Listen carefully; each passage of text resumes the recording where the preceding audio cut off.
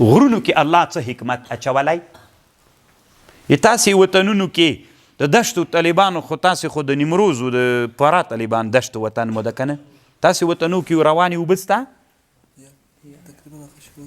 د خاشرود د کم جنه راځي نه ګلستان کمه ساحه ده غرنۍ ساحه ده نه دا نه یادوم تاسې کې څوک د دشتو وطنو یی هلئ زر کوئ که نه نو د دشتو وایه د کم جې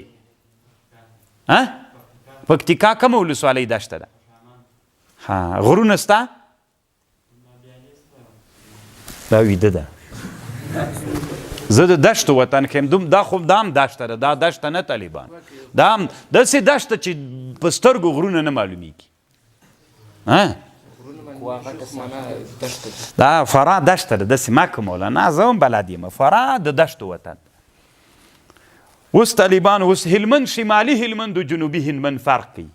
شمالي هلمند اوبه لري غرونه لري جنوبي اوبه نه لري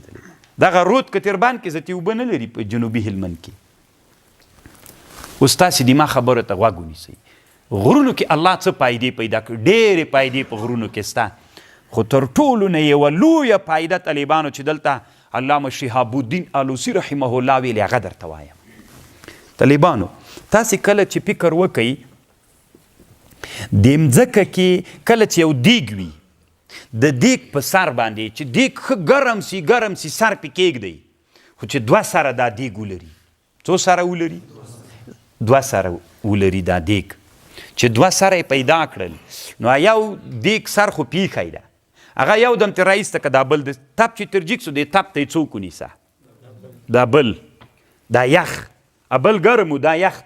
او دا لږ ډبل د میسین ده مثلا دا دی چې ورته نه تپ چې پورته جګېده بیرته څوک تر جوړ شي څاڅي که نه څاڅي که نه نو او که داسې چالو وکړې مثلا څنګه دی چې دیګ نه سر لري که د دې ما څادر هم دستي ورته ونیو بیا لږه تپ نه اوبه جوړېږي نه جوړېږي که چیرې څادر نری وي بیخي نه جوړېږي که تر څو چې شی ډبلیږي لږ لمدوالی ورکوي صحیح سو اوس طالبانو الله عز وجل یو غونډۍ پیدا کړي یو غرونه مځکې نه لاندې تپ راخیزیږي خو دا غونډۍ چې د خاوره د شفافه ده لکه څادر د هغې نه تپ پورته خیزیږي نو چې پورته وخته غونډۍ کې هېڅ فایده نسته ده غره کې فایده دا ده طالبانو غر چې ده لاندې ټوله ډبره ده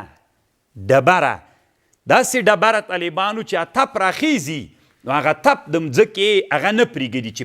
پورته راوخیزیږي او د غره بیخ یخ د طالبانو سخت نو دا چې نه پرېږدي د هر غر طالبانو داسې ننوتلی ده که نه داسې غټ خېټه لري نو دا چې تپ راخیزي دا غر یې نه پرېږدي ځکه یې غر نه پرېږدي غر ډبره ده لکه د دیګ سر غوندې نو چې تپ راخیزي طالبانو هغه پاس د غره د هغه څه ده دا بیخي دا یخ ده دا بیرته په چا بدلیږي نو د غرونو کې طالبانو دوه علتونه دي اوبو دي تاسې چې په چینو باندې بحث وکړئ دا چینې ولې طالبانو اوبه یې نه زیاتېږي نه کمیږي مساوي رواني تنای علت واورې نه دي طالبانو یو علت د چینو چې دا هغه طالبانو دا د مځکې بخار ده بخار راپورته کېږي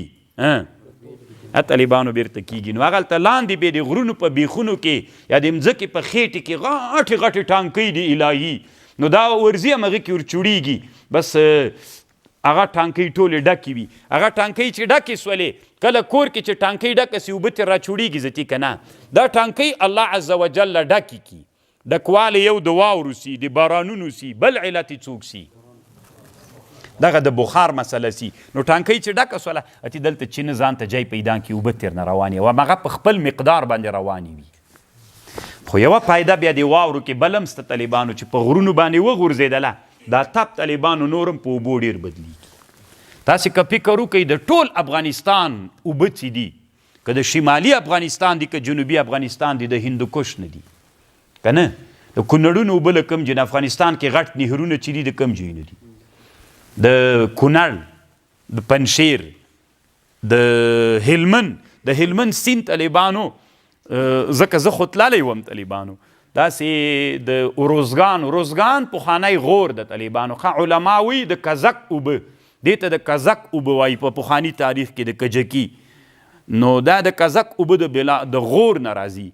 غور چې دلته دهراوت ته راسي طالبانو بیا چارچینو ته چې لاړ سي دا ټوله پخوانی غور ده بیا د غور ولایتونو نه د اوبه د هرې شیلې نه راوځي بس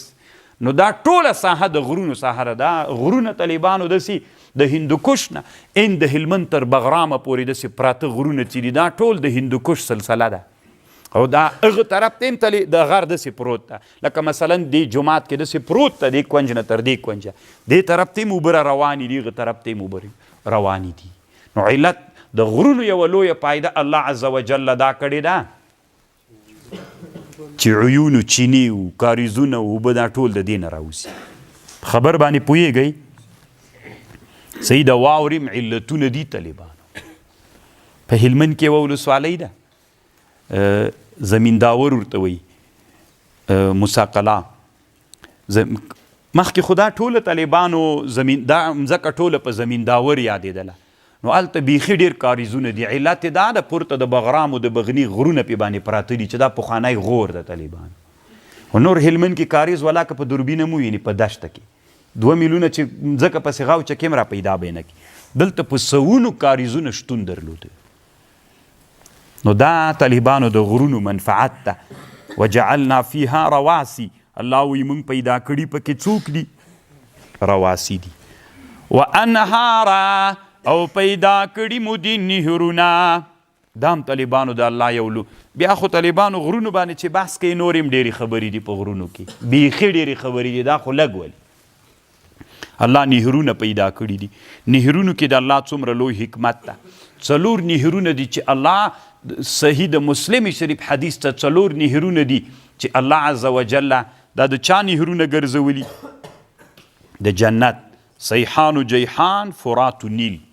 دنیا کې اوس طالبانو یوه جنجالي مسئله د علماو د جغرافیې دپاره دا ده چې د بحیرې نیل سرچینه له کوم ځینه ده یعنې په علماو کې دا یوه جنجالي مسئله ده متقدمینو علماو اوس زماني علماو اگر چې دوی اوسني علماو تحقیق کړی ده نو دا یو 4 نهرونه د جنت دي سیحان و جیحان نیل و فرات 2 طالبانو په بلاد الارمن چې په عراق کې دي یو په عراق کې د فرات او یو دانه په مصر کې ده تنا په مصر کې نه د طالبانو په سودان کې هم د اوبه بهیږي د ایتوپیا نه د اوبه روانې دي او سیحان و جیحان دلته طالبانو روح المانی اختلاف نقل کړی سیحان و جیحان سیحون و جیحون دي قبیل دي امام قاضی عیاض رایه دا د طالبانو همغه دي امام نووي وی بدل دي سیحان که د سیحون جیحان جیحون طالبانو دغه امو دریا ده چې دا د خراسان په مځکه کې تیره سوې ده او شروع طالبانو دلته لاغه نه د څه ورته وایي چې دې ته نهر د بلخ هم وایي طالبانو شروع یې د هندوکش د غرونو نه ده او بیا تر بلادو د خوارزمه پورې ځي نو بیا هلته یو بحیرې کې د اوبه ورغورځېږي نو دا طالبانو د نهرونو اوږدې خبرې دي الله عز وجل مو د دې علومو مینه په زړونو کې پیدا کړه